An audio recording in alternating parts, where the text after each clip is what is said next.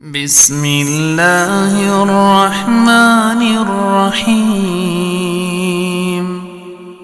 إذا زلزلت الأرض زلزالها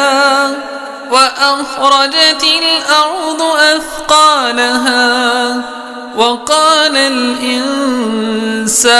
ما لها يومئذ تحدث أخبارها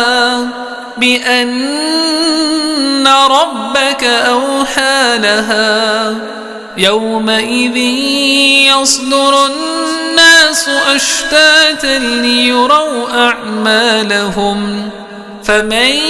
يعمل مثقال ذرة خيرا يره ومن يعمل مثقال ذرة